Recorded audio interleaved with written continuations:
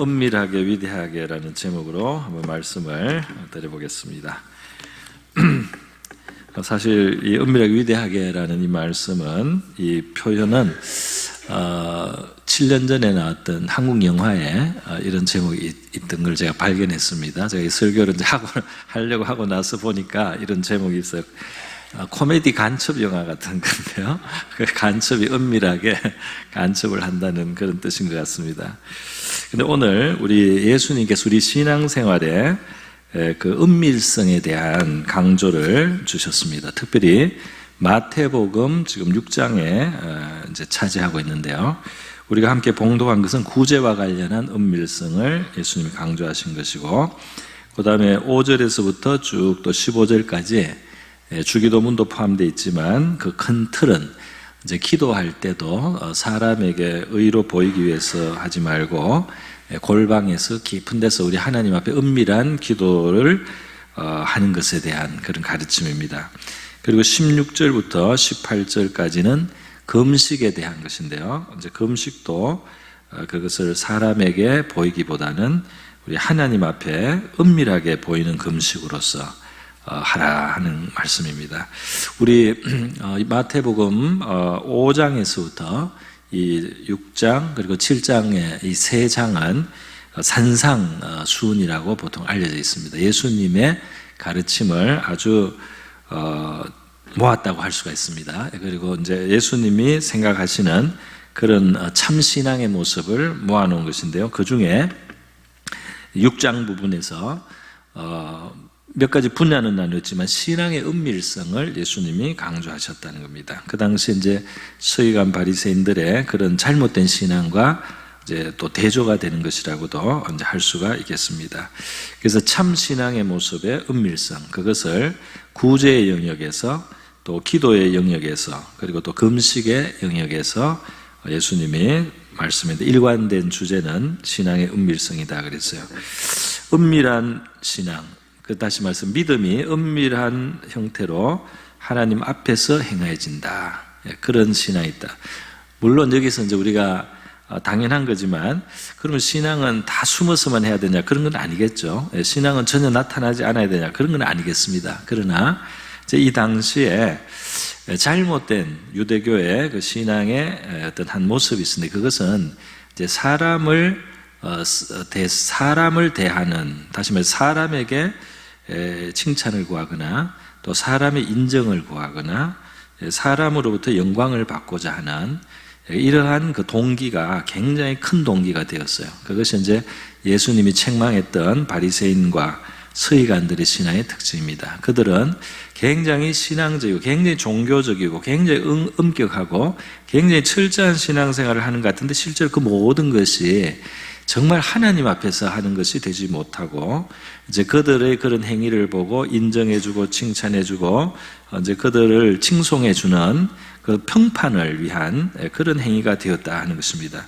그래서 그것을 예수님은 굉장히 큰 문제로 이제 보시고, 그 대조에서 참 신앙은, 하나님 앞에 진실한 신앙이라 하는 것은 사람의 그런 평가나 또는 인정이나 사람이 알아주는 것, 사람의 칭찬을 없는 곳에서 또 심지어 그것을 더 될 수 있으면 피하면서까지 오직 하나님 앞에서 하는 그런 믿음의 행위, 그것을 굉장히 귀하게 여기신다. 그리고 그런 것을 행할 때 그 신앙을 참 신앙이라고 할 수 있다는 것을 말씀하신 것이라고 할 수 있습니다.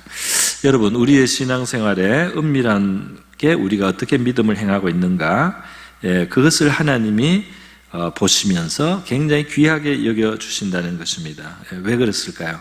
생각해보면 이 사람으로부터 칭찬이나 보상을 받지 못하면서 사람이 하나도 알아주지 않는 가운데 우리가 어떤 믿음의 신앙의 행위를 한다는 것은, 그 신앙의 행위를 할 때 오로지 그 동기가 정말 하나님을 기쁘시게 하거나 또는 하나님의 뜻을 행하기 위한 순수한 그런 동기로서 정말 하는 일이라는 것이 더 입증이 될 수 있기 때문입니다. 할렐루야.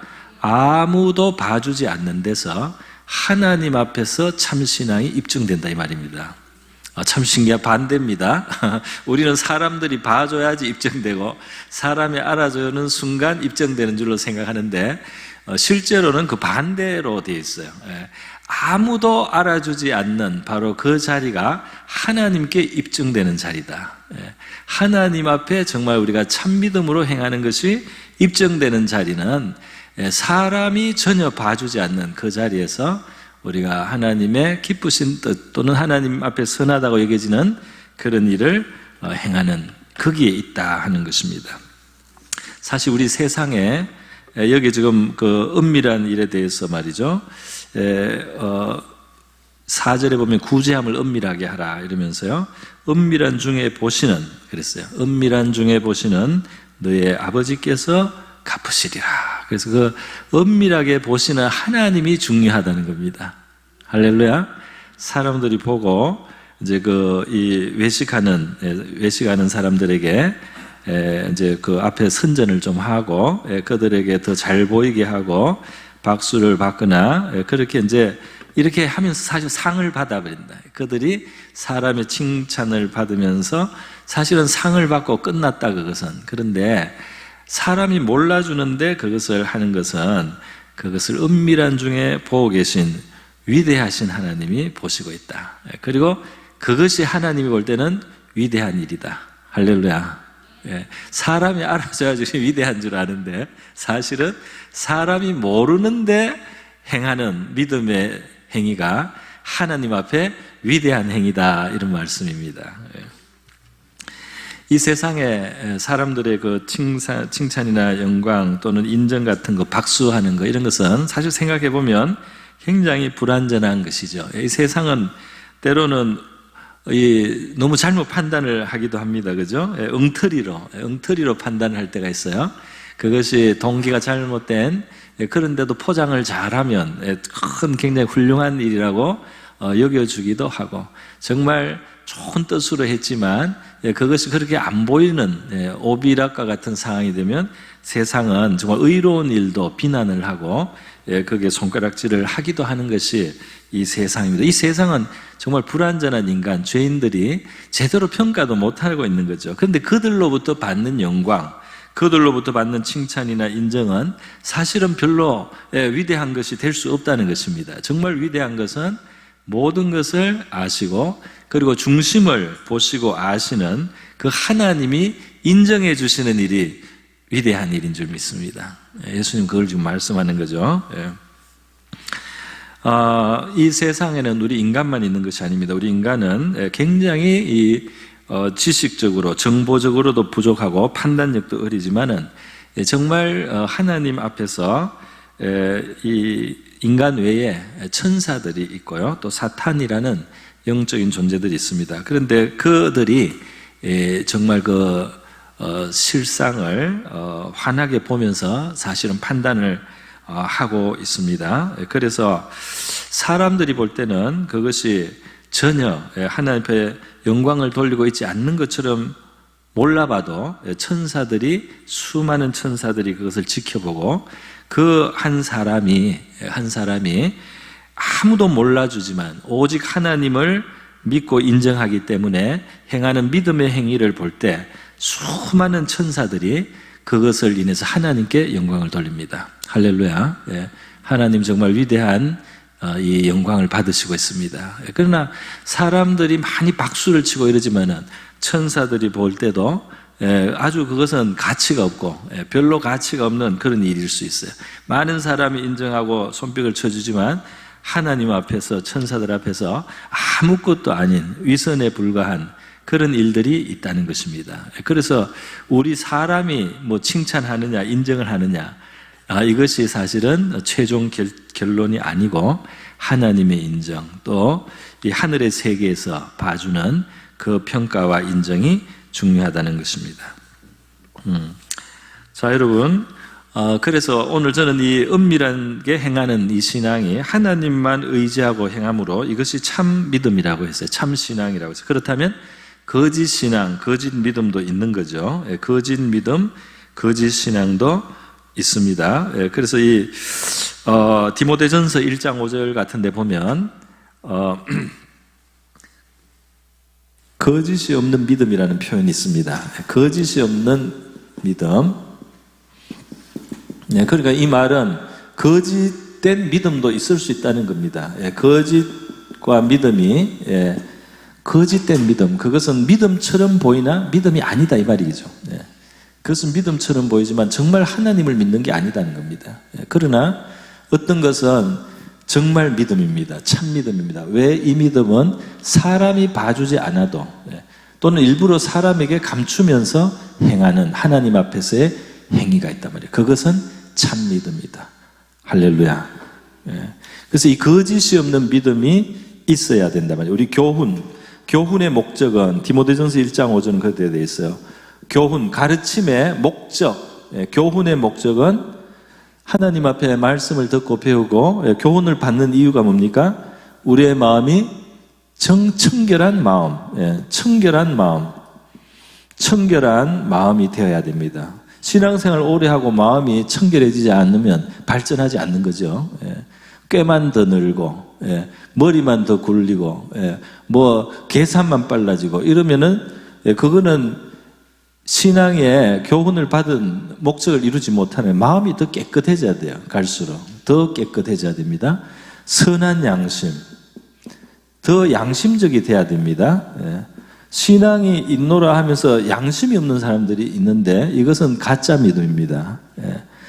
신앙이 있으면 양심적이 돼야 되는 거예요. 왜냐하면 하나님을 의식하고 살기 때문에. 하나님이 얼마나 진실하고 의로운 분입니까? 하나님 얼마나 참되신 분입니까? 하나님 앞에 살아가는 사람은 선한 양심. 그래서 이 기독교인은 이제 그러니까 사람들이 볼 때 저 사람은 믿을 수 있다. 돈을 맡겨도 되고 어떤 일을 맡겼을 때 하나도 저 사람한테 우리가 어떤 불의한 일을 할 거라고 생각이 안 드는 그런 안심이 되는 그런 우리 신자가 돼야 되겠습니다. 제가 영국에 있을 때 제가 중고차를 많이 타고 다녔는데요. 중고차만 탔죠, 사실. 중고차만 타가지고 폐차를 굉장히 많이 했어요. 계속 폐차를 하면서 제 영국 생활은 차를 계속 폐차시키는 생활이었어요. 그런데 이제 자동차 정비소 가라지라고 부릅니다. 거기서는 가라지라고 부르는데 이 자동차 정비소에 일부러 멀리 있는 정비소에 가서 제 차를 맡겨서 이제 손을 봤는데, 왜 그러냐면 그 주인이 크리스찬이었어요. 믿는 사람인데 얼굴이 또 참 은혜스러워요. 근데 이분을 제가 믿었기 때문에 멀어요. 차 한번 맡기고 갔다 오려고 하면 걸어서 정말 오래 걸렸습니다. 그런데 계속 여기를 다녔어요. 그래도 여기 가면 바가지를 안 쓴다는 확신이 있어가지고 여기다가 이제 차를 맡겼어요. 그래서 정말 어떨 때는 이 사람이 돈이 안 들게도 고쳐주고 그렇게 했습니다. 정말 양심껏 이제 봐주는 거죠. 그래서 내가 이것이 참 이 세상이 믿는 사람을 볼 때 이 믿는 사람은 안심할 수 있다. 뭐든지 맡길 수가 있다. 뭐든지 부탁했을 때 양심적으로 할 수 있다라고 이렇게 믿어지는 그런 참 신앙이 정말 그런 영국 같은 기독교 사회를 만드는데 밑거름이 되지 않았나 그런 생각을 했어요. 하나님의 말씀을 받고 교훈을 받아 청결한 마음, 선한 양심, 그리고 거짓이 없는 믿음이죠. 그죠? 거짓이 없는 믿음. 그래서 이 참 믿음이 있어야 됩니다. 그러면 이러한 것들로부터 사랑이 나온다고 그랬어요.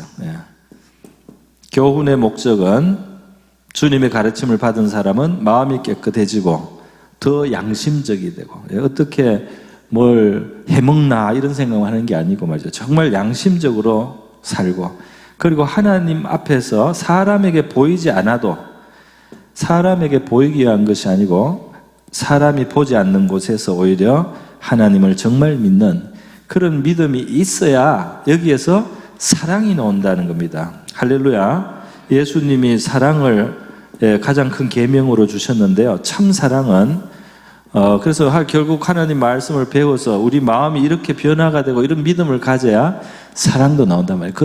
그렇지 않은 억지로 사랑을 짜낼 수는 없는 겁니다. 그래서요, 이 거짓이 없는 믿음, 참 믿음을 예수님은 지금 여기서 말씀하는, 그것이 은밀한 것으로 하나님 앞에서 하나님이 아시는 것으로 내가 만족할 수 있는 바로 그 마음을 말씀하는 거죠. 그래서 예수님이 제자들에게 마태복음에서 한번 제자들에게 바리새인과 사두개인의 누룩을 조심하라, 마태복음 16장에서 말씀하신 적이 있습니다. 제자들에게 사두인과 바리새인의 누룩을 조심하라, 그 말씀을, 교훈을 조심하라, 그들의 누룩을 조심하라 했는데 그게 결국은 교훈을 말하는 것이었습니다. 사두개인과 바리새인의 교훈의 특징이 뭡니까? 바로 외식입니다. 이들의 신앙은 하나님을 향해서 된 것이 아니에요. 하나님 때문에 그들을 돌아보는 게 아니고 사람들 앞에서의 인정과 영광을 구하는 것으로 사람들의 칭송을 받는 그런 동기에 의해서 그들이 움직이고 있었다는 겁니다. 그래서 그런 가르침을 너희 마음속에 뿌려지지 않도록, 그런 게 너희 마음속에 들어와서 너희의 신앙 자세가 하나님 앞에 서지 않고 사람을 자꾸 의식해서 사람의 칭찬을 구하는 그런 모습으로 가지 않도록 극히 주의를 하라고 가르쳐 주신 거예요.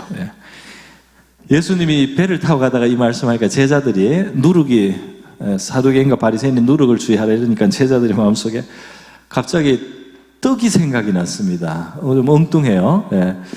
떡을 안 가져왔다 그랬습니다. 지금 여행을 가는데 말하자면 도시락을 안 가져왔다. 제자들은 바로 그걸로 머리가 돌아갔어요. 그래서 예수님의 가르침의 본질을 생각하지 않고 떡을 안 가져와서 예수님이 그것 때문에 뭔가 둘러서 말하시는가?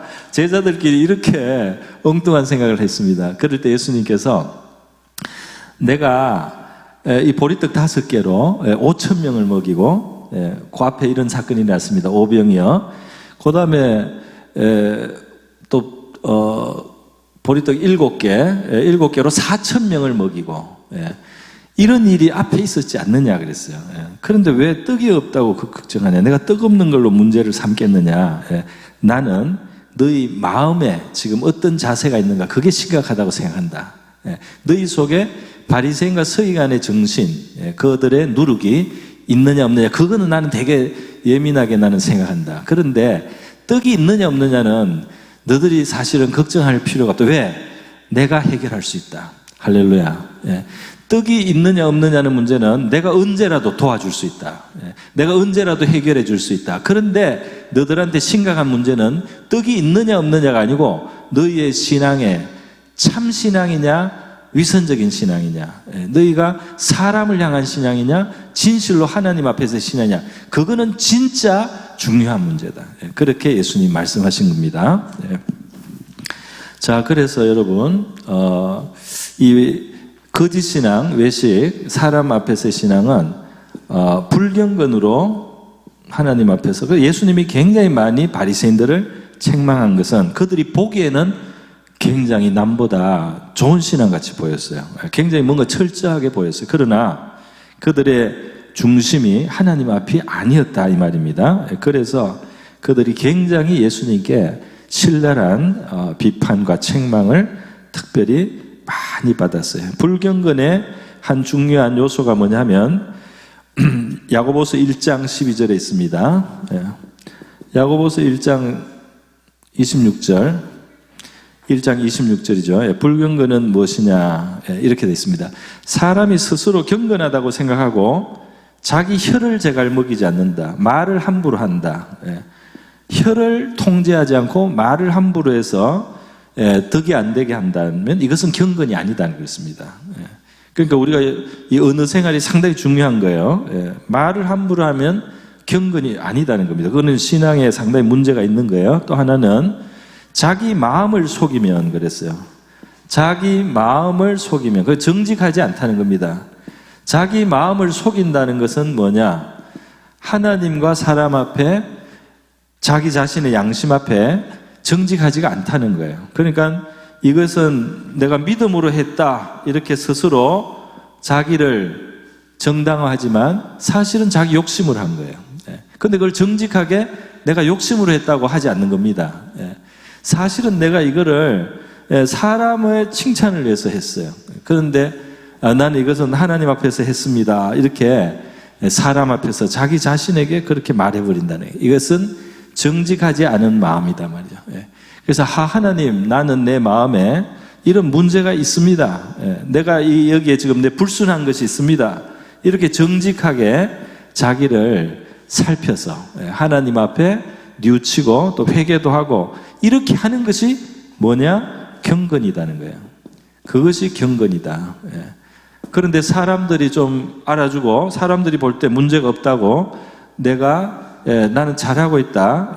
그렇게 생각을 해버리고 자기의 잘못된 동기나 문제 있는 것들을 내가 스스로를 속이면 이것은 불경건이다는 겁니다. 불경건. 그래서 경건에 아주 중요한 것은 정직함이에요. 경건에서 아주 중요한 것은 자기 자신에게 정직한 겁니다.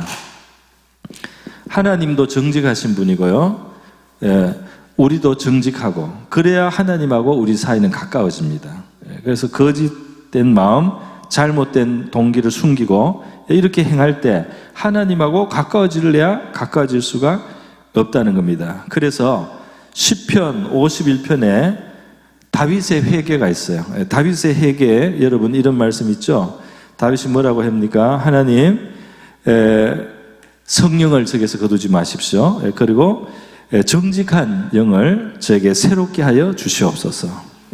내 마음에 정직한 영을 새롭게 해주시고 내가 나쁜 짓을 하면서도 나쁘지 않다고 스스로를 속였습니다. 내가 나쁜 짓을 하면서도 이것은 괜찮은 일이라고 스스로를 속였습니다. 그래서 하나님 정직한 영을 새롭게 회복시켜 주십시오. 이렇게 다윗이 회개의 기도를 했습니다. 할렐루야. 그러니까 마음을 정결케 하시고 정직한 영을 새롭게 해달라. 그래서 여러분 결국 오늘 말씀드리고 이 은밀하게 행한다는 것은 정말 하나님을 의식하고 있는 것이고 그 반대로 이 당시에 잘못된 종교는 자기들이 하나님 앞에서가 아니로 사람 앞에서 이제 그 칭찬을 받는 구제를 해도 칭찬받기를 원하는 동기, 기도를 해도 사람들 앞에서 알아주기를 사람들이 바라는 마음으로 또 금식을 해도 일부러 더 금식하는 티를 내면서 금식하는 표를 슬픈 기색을 내서 사람들이 자꾸 알아주도록 사람들이 자꾸 그걸 보고 칭송을 하도록 자꾸 그렇게 치우쳤다 이 말입니다. 그래서 예수님은 그것은 거짓된 신앙이다. 자기를 속이고 있다. 좋은 신앙이라고 스스로 생각한다는 거야. 그런데 그거는 동기가 잘못된 그러면서도 그것은 잘 믿는 것으로 보이는 그렇게 스스로를 속여서 하고 있다. 예수님이 이렇게 말씀했습니다.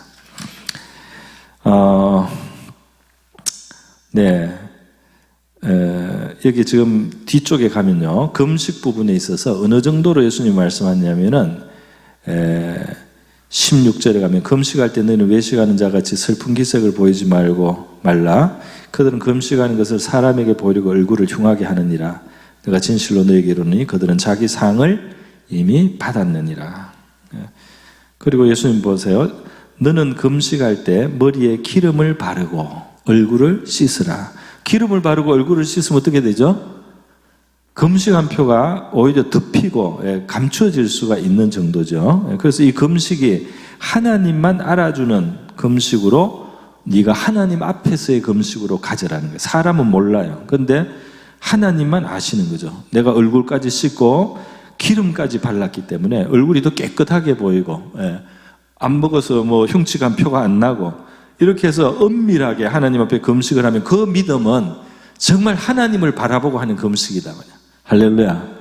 물론 어떤 금식은 뭐 숨길 수가 없습니다. 너무 공식적으로 어떤 상황에서는 숨길 수 없는 금식도 있어요. 숨길 수 없는 기도도 있고 숨길 수 없는 구제도 있습니다. 그거를 제가 뭐라고 하는 건 아닙니다. 다만 이렇게 최대한 그것을 숨겨서 정말 하나님 앞에서 한 일이 되게 하라는 겁니다.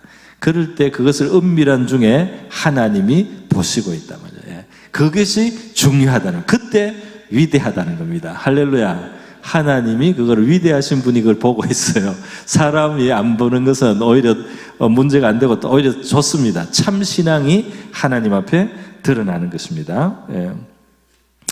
예수님은 지금 구제에 있어서 사람 앞에 보이지 않도록 하고 칭찬을, 그래서 오른손이 하는 것을 왼손이 모르게 은밀하게 구제하라 그랬어요. 은밀하게. 이렇게 은밀하게 구제를 하면 정말 이 구제 행위는 100% 온전하게 하나님만 내가 생각하고 하는 겁니다. 할렐루야. 사람이 아무 칭찬을 안 해주니까요. 그래서 이건 정말 하나님 앞에서 한 구제가 된다. 그러분 하나님 어떻게 하셔요? 은밀한 중에 보시는 너희 아버지께서 어떻게 갚으시리라. 할렐루야. 하나님의 갚으심을 받는 참 믿음이요 참 신앙의 행위가 되는 줄 믿습니다. 제가 이전에 어느 교회를 보니까 그 교회에 그 연역이 있는데, 교회 연역 있잖아요. 그 교회 연역 중에 아주 엉뚱한 게 하나 있어요. 뭐냐면 아무개가 누구라고 이름도 썼어요. 아무개 어떤 직분을 가진 사람이 1억 원을 헌금했다, 이렇게 연역이 있어요. 그래서 제가 너무 놀랐습니다. 너무 이런 연역이 다 있나 싶었어요. 그 당시에 이게 상당히 놀라운 일이었겠죠. 이 큰 돈을 헌금을 했는데 제 마음은 상당히 좀 굉장히 많은 회의가 많이 들었습니다. 왜냐하면 이렇게 대대로 연역을 보고 사람들이 이 사람이 이렇게 큰 헌신을 했다는 것을 다 계속 알고 계속 이렇게 그걸 알아주고 인정해주면 이 사람이 이거 칭찬을 너무 많이 받겠단 말이죠. 칭찬을 1억 원어치 이상 받는, 나중에 빚을 질 것 같아요. 이 사람은 천국에 가서 아무것도 받을 게 없지 않을까 말이죠. 그런 걱정이 오히려 될 정도였습니다. 죄송합니다. 이런 이야기를 해가지고.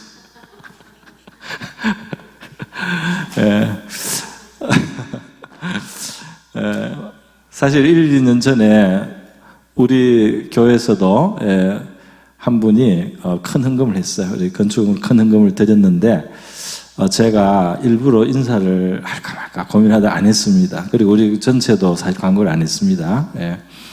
왜냐하면 정말 하나님 앞에서 한 것이 되기를 우리가 바랍니다. 할렐루야. 그것은 하나님이 받으시고 하나님이 갚아주시는 그러한 우리의 헌금도 되고 구제도 되고 기도도 되고 봉사도 되고 또 섬김이 될 수 있기를 바랍니다. 이 사람들의 영광을 받는 그런 일에 대해서 제가 이전에도 한번 말씀드렸어요. 이게 한국의 어느 교회에 있었던 일입니다. 하나님이 이 교회가 건축하는 과정에 굉장히 교회를 크게 건축을 하는데요. 그 건축에 이 큰 돈을 어떻게 하나님이 만드셨느냐면 그 당시에 이 지역에 전염병이 돌았어요. 전염병이 돌아서 너무 사람들이 이제 고통을 많이 당하는데, 여기 장로님 한 분이 계신데요. 아주 불우하게 잘하셨지만, 우연히, 한약국을 맡게 되었어요. 근데 이분은 믿음 하나밖에 없고, 어떤 옛날에는 한의사가 어떤 교육이 이렇게 정규적으로 있다든지 그러지는 않았나 봅니다. 이분은 예수를 믿고 은혜를 받고 이렇게 조만한 장사를 했는데 어찌 하다가 그냥 누가 한의원을 맡겨버렸어요. 그러니까 이분은 그분이 가르쳐 준 거하고 그 다음에 기도를 많이 해서 하나님 앞에 기도해서 감동을 받고 약을 지었는데요. 이상하게 이 전염병에 이 한의원 약만 병을 고칩니다. 이 도시에서. 그러니까 어떻게 되겠어요? 이 한의원으로 수많은 사람들이 몰려와서 이제 돈을 자루에 담는 거예요. 그래서 그 자루에 새아지지도 않고 담아가지고 그거를 건축헌금으로 이제 드린 겁니다. 그렇게 해서 이 건물이 지어졌어요. 굉장히 큰 교회당이 지어졌습니다. 아주 그 당시에는 동양에서 제일 크다고 했나요? 하여튼 큰 건물이 지어졌는데요. 그 다음에 어떻게 했는데 이 사람은 평소에도 구제를 많이 하는 거예요. 몰래 자기가 도와줄 사람 집에 가서 신문지에 돈을 싸가지고 담에서 던져 넣어서 가요. 예, 그래서 한 번은 들켰는데 도망을 갔다 그래요. 예, 그래서 그리고 이 사람이 나중에 돌아가시고 나서 보니까 장례식에 사람들이 너무 많이 왔어요. 수많은 신학생들이 이 사람한테 장학금을 받은 거예요. 예. 그래서 이 사람이 보이지 않게 엄청나게 자기 재물을 나누어서 이제 그 구제를 했던 것입니다. 예. 그런데 이분이 이 성전이 지어지고 나서 이제 봉헌식 건축이 완공되어서 봉헌식을 하기 불과 며칠 전에 돌아가셨어요. 예, 소천을 하셨습니다. 그래서 천국 가셨어요. 그래서 장례식을 했습니다. 그런데 사람들이 그때도 굉장히 큰 충격을 받았습니다. 야, 거의 이 교회당은 이분이 거의 지었다고 할 만큼 이분이 절대적으로 헌신을 한 겁니다. 절대적으로 이분의 재물로 거의 대부분이 예배당이 지어진 거예요. 그런데 그 마지막 봉헌식을 할 바로 그때 직전에 하나님이 이 사람을 데려간 뜻은 무엇일까? 사람들이 생각을 하게 된 거예요. 여러분은 뭐라고 생각하세요? 그때 참 믿음에 좋은 이해를 사람들이 가졌어요. 뭐냐면 이분이 이렇게 헌신한 것은 정말 훌륭한 믿음이었다 말이죠. 물론 자랑은 안 했지만 사람들이 알 수밖에 없죠. 자랑을 안 해도 알게 되죠. 그런데 만약에 봉헌식에 그대로 있었으면 얼마나 이 사람이 칭찬을 많이 들어야 됩니까? 얼마나 많은 사람들이 이 사람의 덕분이고 이 사람이 헌신했고 이 사람이 수고했다고 하면 수많은 칭찬과 인사를 하게 될 거 아닙니까? 그래서 하나님이 이 사람의 상이 줄어들까 봐 이 봉헌식에 칭찬받기 전에 데려갔단 말이야. 칭찬받기 전에 데려가서 이 종에게 주시고 싶은 상을 하늘에서 마음껏 주시려고 이 사람을 데려갔다. 이렇게 이해를 했습니다. 할렐루야. 저도 진짜 그런 생각이 들어요. 저도 그럴 것 같아요. 하나님 입장에서 너무 아까워서 세상에서 칭찬받고 말게 하기에는 너무 아까워서 데려가는 겁니다. 하늘에서 주시고 싶은 게 있어서요. 그렇게 여러분, 우리 하나님께서 위대하게 우리에게 갚으시는 줄 믿습니다. 하나님은 우리에게 주실 위대한 상급이 있습니다. 그런데 우리가 사람의 겨우 인정이나 그 불완전한 인간들의 박수 이런 것을 의식하고 신앙생활을 한다는 것은 굉장히 어리석은 일이다 말이죠. 그래서 일부러 기름을 바르고 일부러 얼굴을 씻으면서 하나님 앞에서 가진 참 믿음으로 우리가 행하기를 원한다고 예수님 말씀하셨습니다. 그러면 은밀한 중에 보시는 하나님께서 갚으시리라. 할렐루야. 오해는 없으시기를 바랍니다. 우리는 어떤 일들은 드러내고 알리고 격려가 되게 하고 위로가 되게 하고 하나님께 영광을 돌려야 될 상황도 있습니다. 있어요. 그런 경우들이 몇 개가 있죠. 성경에 보면 예를 들면 바울은 자기가 그 교회 골로새 교회면 골로새 교회, 에베소 교회면 에베소 교회, 내가 너희들을 위해서 어떻게 기도하고 있다. 내가 너희들을 위해서 밤낮 쉬지 않고 기도한다. 이런 말은 했습니다. 기도한다. 그것은 그들에게 격려가 되고 위로가 되기 위해서 그랬어요. 그리고 또 어떻게 기도하는가를 가르쳐 주기 위해서 내가 너희를 위해서 이런 것으로 기도한다 하고 기도를 가르쳤습니다. 또 심지어 골로새서 4장 2절에 보면 에바브로디도라고 하는 그 사람이 너희들을 위해서 애써 기도를 한다. 그렇게 하면서 에바브로디도의 기도의 그 섬김, 사랑의 기도를 그들에게 알려줬어요. 그래서 그것이 그들에게 더 힘이 되고 격려가 되라고 알려준 경우도 있습니다. 그렇게 그를 위해서 영광을 받기 위해서가 아니고 그들을 위해서 알려주는 경우가 있습니다. 할렐루야. 그리고 선행도 마찬가지입니다. 우리가 세상 가운데 선행을 할 때 예수님께서는 마태복음 6장에서 말씀하신 것이 있죠. 뭐라고 했느냐면 너희는 세상의 빛이다. 그렇기 때문에 너희 빛을 사람에게 비추어라. 다시 말해서 착한 행실을 이 세상이 보고 그 너희의 착한 행실로 말미암아 너희 하늘 아버지께 영광을 돌리게 하라 그랬습니다. 할렐루야. 그러니까 믿는 사람이 또는 성도나 교회가 이 세상에서 선한 일을 세상 사람들이 알게 되겠죠. 또 알면서 이렇게 행할 때 그들이 그것을 보고 하나님 앞에 영광을 돌리게 하라는 말씀도 물론 있습니다. 그래서 제가 지금 굉장히 이상한 엉뚱한 걸 말씀하는 건 아닙니다. 다만 우리의 중심과 자세에 대해서 하나님 앞에서 행하는 우리 은밀한 신앙의 그 참신앙의 우리 모습, 그것을 우리가 잊지 않기를 바랍니다. 이 은밀하게 구제하는 것이 무엇이 좋은 점이 있느냐 하면요, 하나님 앞에서도 유익하죠. 자기에게 참믿음으로 자기가 행하니까 자기의 참믿음이 실천된 거기 때문에 좋습니다. 그런데 이 은밀한 구제는 덕을 더 낳는 경우가 있더라고요. 예를 들어서 어떤 사람이 어려운 줄 알고 몰래 도와줬습니다. 그래서 이 도움을 받은 사람은 누가 도와줬는지를 몰라요. 누가 도와줬는지. 그러니까 주변에 같은 교회나 아니면 같이 자기 알고 있는 주변 사람 중에 누군가는 도왔겠죠. 근데 누가 도와줬는지를 몰라요. 이 사람이 그냥 누가 돈을 이렇게 책갈피에 꽂아놓고 갔다든지, 그냥 이 사람이 어려운 걸 알고 그냥 도와주고 간 거예요. 누가 도와준지 몰라요. 그러면 이 사람은 어떻게 되느냐 하면은 일단 자기의 어려움을 해결받았기 때문에 하나님께 감사할 수 있습니다. 하나님께 감사를 하면서 사람에게 빚을 졌다는 생각은 잘 안 듭니다. 무슨 말이면 누가 나를 도왔으면 내가 미안하거나 갚아줘야 되겠다거나 이런 마음에 그 짐을 지는데, 하나님이 일단 주신 거니까 감사하고요. 그리고 누구 사람에게 이제 그 사람이 날 도와줬기 때문에 내가 그 사람 눈치를 본다든지 이런 일은 없죠. 그래서 좋습니다. 뿐만 아니라 이렇게 누군지 모르는 구제를 받으면 누구나 자기를 도와준 사람일 가능성이 있다고 보게 됩니다. 무슨 말인지 알겠어요? 그래서 괜히 이 사람도 나를 도와줬을 수가 있고 저 사람일 수도 있고 저 사람일 수도 있기 때문에 고마운 생각이 듭니다.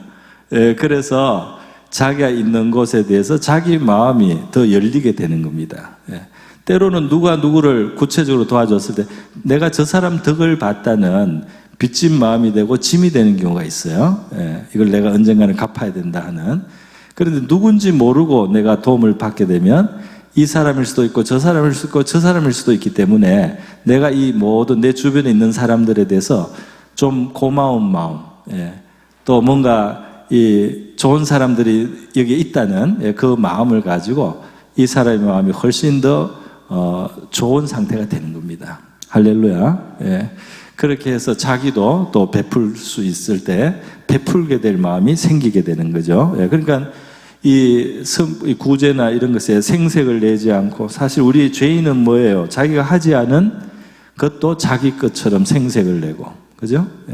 내가 실제로 도와준 것이 아닌데 내가 도와준 것처럼 생색을 내는 그 외식의 하나죠. 자기가 있는 그대로보다 더 낫게 보이고 더 인정을 받으려고 하는 겁니다. 그럴 수 있는데 예수님은 그 반대의 길을 우리에게 가르쳐 주셨다는 겁니다. 그래서 네가 하는 오른손이 하는 그 구제를 왼손도 모르게 은밀하게 하고 그것을 하나님만 보시고 너를 갚으시게 하라. 할렐루야. 그리고 부수적으로 이런 좋은 점도 있다는 것을 제가 말씀을 드려봅니다. 그렇게 해서 서로에게 우리가 덕을 세울 수가 있다는 것이죠. 우리 자신이 하나님 앞에 바로 설 뿐 아니라 이런저런 유익한 그 효과들이 일어나는 은밀한 신앙의 선행과 구제 있기를 바랍니다. 할렐루야.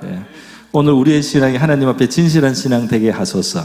하나님만 의식하고 행할 수 있는 그런 우리의 신앙들이 자꾸 있어서 우리 하나님의 갚으심이 우리들의 삶에 풍성하기를 원합니다.